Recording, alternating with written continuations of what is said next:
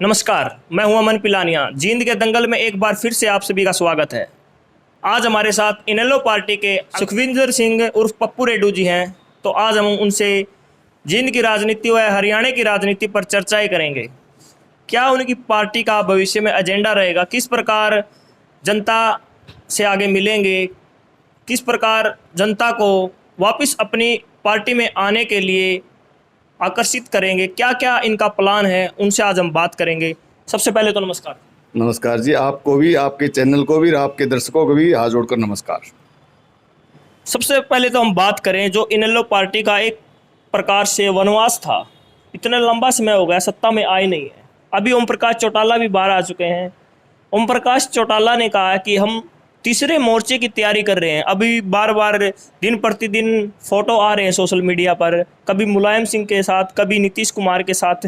तो क्या प्लान है, ओम प्रकाश चौटाला तीसरा मोर्चा बनाने में कामयाब रहेंगे? देखो, तो उनकी बढ़ेगी हाईकमान की बात है, लेकिन मैं ये बता दूं, आपने पहले मेरे से ये पूछा है कि मतलब ये काफ़ी दिन हो गए इनेलो की सत्ता में आए हुए। ये किसी अपने मतलब कोई सत्ता के भूखे लोग थे, वो अपने किसी बकाए मांगे हमारे मतलब गांव में जाके हमारे गांव कार्यकर्ताओं से बढ़ोने का काम किया। और हमारे लोग सीधे साधे लोग थे जो उनके बकाए मांगे। आगे ऐसी बात नहीं होगी।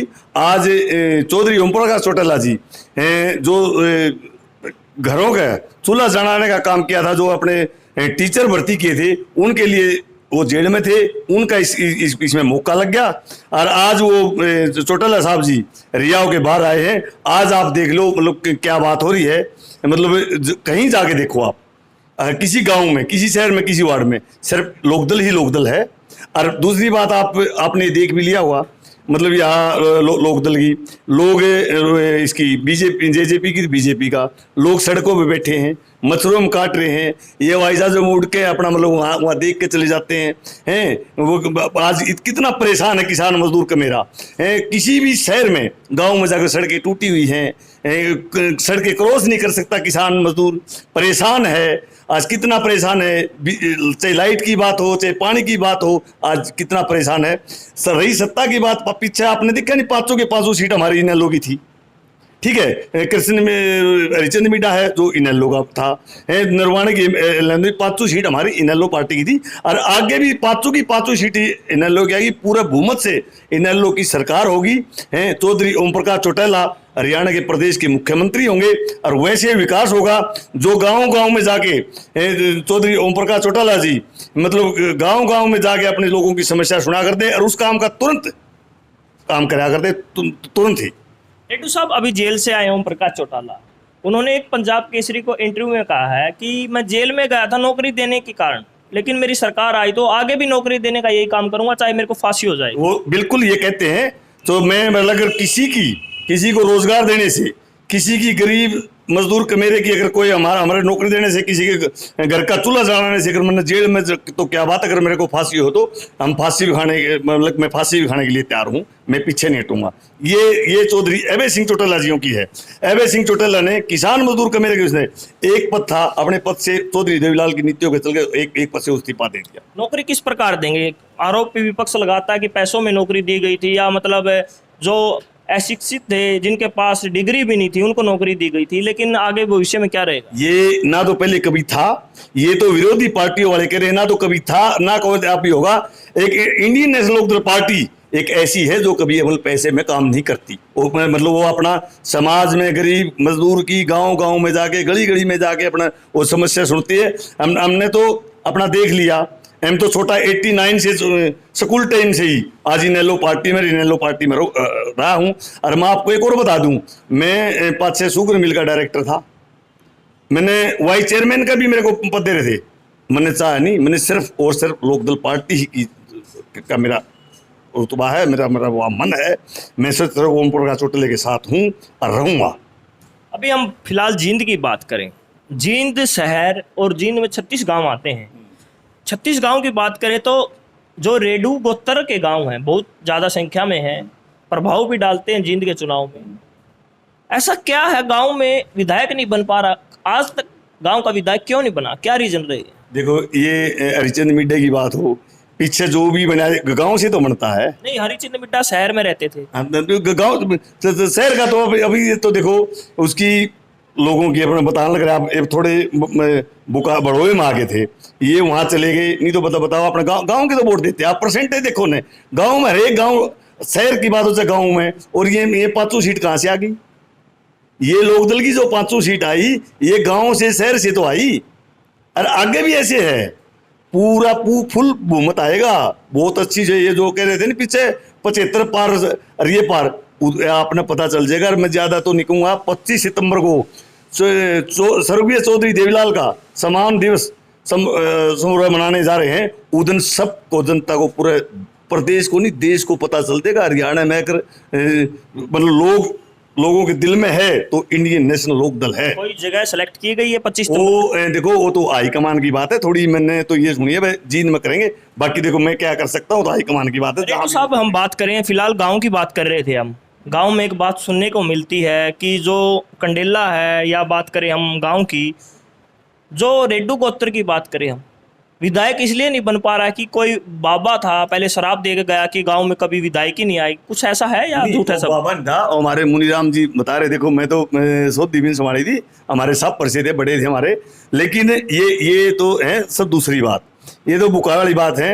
ये कहाँ है रेडू की बात? रेडू तो है जो कुछ है, रेडू है ये। और है अपने सारे भाई मिलजुल के। एक रेडू नहीं, सारे भाई, सारे हल्के के, सारी खाप इकट्ठी है और सारी लोकदल के साथ हैं। ठीक है। रही दूसरी बात, ऐसी कोई बात नहीं। चौधरी दसाराम जी जब सपीदो से विधायक बने, वो जब हमारे ये जो रेडू के काम उसी में तो थे। सपीदो हल्का में तो आते थे। ये फिर हल्का है जब कहाँ से बने थे। ये तो कोई विरोधी आदमी कहते हैं, ऐसी कोई बात नहीं हमारी। मैं इस बात को नहीं। अभी हम बात करें रेड्डू साहब जींद की बात करें तो हम जिस सड़क से आए हैं अभी आपके ऑफिस तक, पहले ये सड़क होती थी। इनेलो की बात करें पहले या कांग्रेस की बात करें, लेकिन अब बीजेपी की सरकार में ब्लॉक की ईंटें बिछाई गई है यहाँ पर। आपकी पार्टी कहाँ तक विरोध दर्ज कर रही है इसके लिए? जींद में गड्ढे हैं, पानी की व्यवस्था नहीं है, सीवरेज की व्यवस्था नहीं। आपकी पार्टी का स्टैंड कहाँ पे है? आप ठीक ठाक आ गए। यहाँ आपने वहां से यहाँ तक आने में कितना टाइम लगेगा? थोड़ा अब धूप निकल रही है, अरे थोड़ी भी बरसात होनी तो आपने सब पता चल रही। हमारी गाड़ी के पहिए भी दिखते, टायर दिखते नहीं। यहाँ इतना बुरा हाल है। इतना मतलब यहाँ से अगर से लोग मतलब सब्जी मंडी में या कोई सब्जी लेने जाते हैं तो चप्पल निकाल के अपना पजामा पैंट टांग के जब जाते हैं, इतना बुरा हाल है, इतनी परेशानी है लोगों को। आपकी पार्टी विरोध करती है इस सब के लिए? बिल्कुल। हमारी पार्टी के हमारे हर एक कार्यकर्ता, अब भी हमने एक जनसंपर्क के तहत हम गांव में जाके हम अपने लोगों को जागरूक करते हैं। मैंने पहले भी 2-3 दिन पहले मेरा इंटरव्यू आया था, मैंने उनको बताई थी।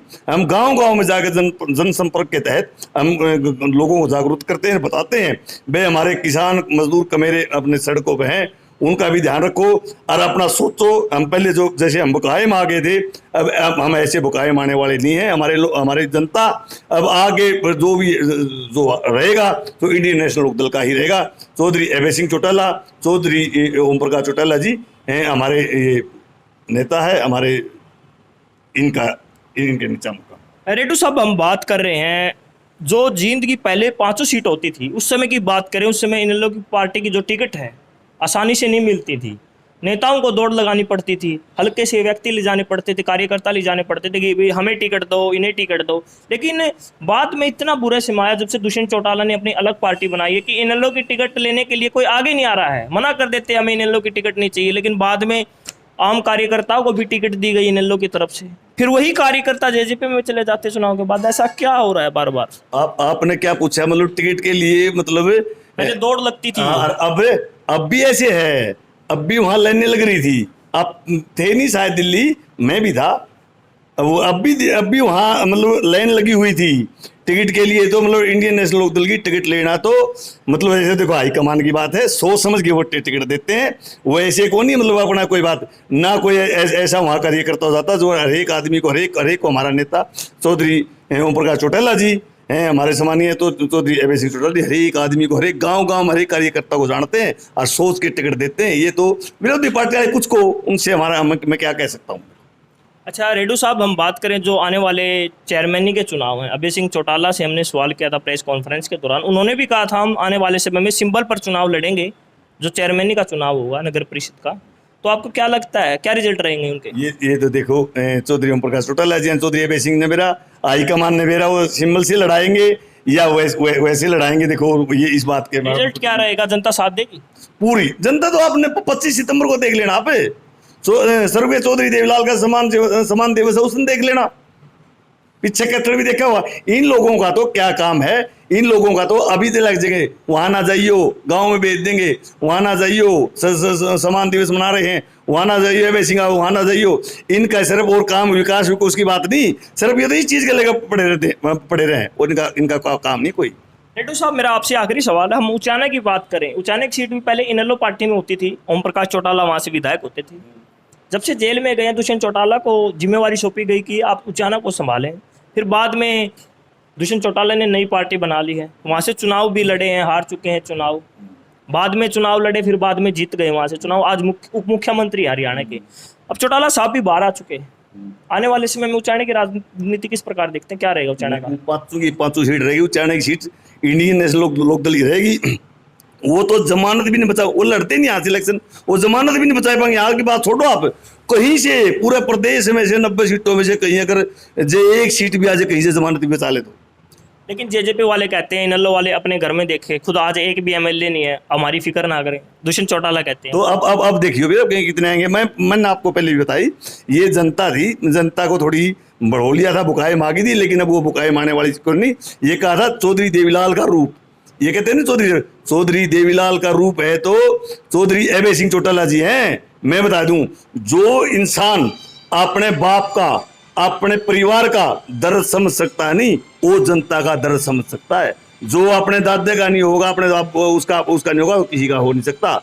मैं पिलानिया साहब आपको ये बात बताऊं, आप भी बुद्धिजीवी, लेकिन जो भी, अगर आप भी आपके घर में आपके दादा के आप एक सत्ता में जाने की कोशिश करोगे तो आप हमारे नहीं हो सकते, किसी का भी नहीं हो सकता। इसलिए जनता ने आज पता चल गया, आज जनता ने ये पता चल गया, अगर देवीलाल का रूप है और देवीलाल की नीतियों में चल सकता है तो चौधरी अभय सिंह चौटाला जी है। ये इंडियन नेशनल लोकदल पार्टी, ये मतलब एक गरीब मजदूर कमेरे की पार्टी थी, और चौधरी देवीलाल ने पौधा लगाया था, उसको सींचने का काम चौधरी ओम प्रकाश चौटाला ने किया।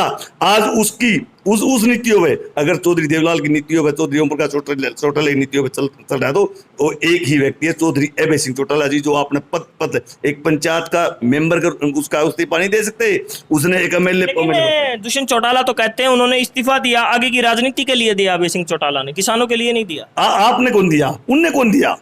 वो दे उन्हें इस्तीफा, वो अपने ये जो है ये गठबंधन से तोड़ दो ना, ये जो ठंगबंधन मारा रखे इसलिए तोड़ दो, पता चल जाएगा। वो तोड़ के तो दिखाओ। उसने तो इस्तीफा देकर होते जनता में गया है, उसने तो वहां कहीं 60 बेड का वहां तो उसमें तो बना रखे, हॉस्पिटल बना दिया, अरे मतलब वहाँ मतलब कैंप लगा रखा है हॉस्पिटल का, उधर जगह जगह जाकर किसानों के बीच में बैठता है, किसानों की समस्या है, कहीं वाटर कूलर की बात हो, कहीं फ्रिज की बात हो, और जनता की बात सुनता है, जनता के बीच में, किसान मजदूर कमेरे के बीच में जाकर बैठता है, उनकी समस्या सुनता है। धन्यवाद रेड्डू साहब, आपने अपना कीमती समय दिया।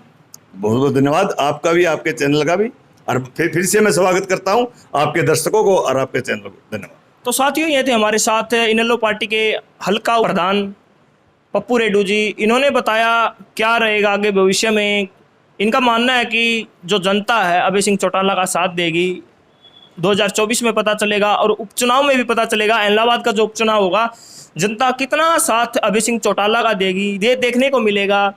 रही बात ताऊ देवीलाल का दूसरा रूप, जनता 2024 में बताएगी ताऊ देवीलाल का दूसरा रूप कौन है, क्योंकि दावा ठोकते हैं दुष्यंत चौटाला जो हरियाणा के उप मुख्यमंत्री है कि ताऊ देवीलाल का असली उत्तराधिकारी मैं हूं, और अभय सिंह चौटाला भी दावा ठोकते हैं कि ताऊ देवीलाल का उत्तराधिकारी मैं हूं।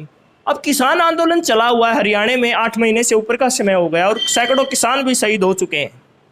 हरियाणा ही नहीं, पूरे हिंदुस्तान में अगर किसी ने इस्तीफा दिया है तो अभय सिंह चौटाला ने दिया है। वहीं पर अभय सिंह चौटाला व अभय सिंह चौटाला के जो कार्यकर्ता हैं वो भी दावा करते हैं कि ताऊ देवीलाल थे जिन्होंने सत्ता छोड़कर किसानों का साथ दिया था, आज अभय सिंह चौटाला जिन्होंने साथ दिया किसानों का, सत्ता या अपनी जो विधायकी है, विधायकी का पद छोड़कर साथ दिया है। तो आने वाले समय में पता चलेगा कौन कितने पानी में है, कौन कितना साथ लेता है जनता का। तो साथियों, हमारे साथ पप्पू रेड्डू थे, इन्होंने अपने विचार रखे आपको ये वीडियो कैसी लगी कमेंट बॉक्स में अपनी राय जरूर बताएं और इस वीडियो को ज़्यादा से ज़्यादा शेयर करें। जींद से अपने सहयोगी के साथ मैं अमन पिलानिया।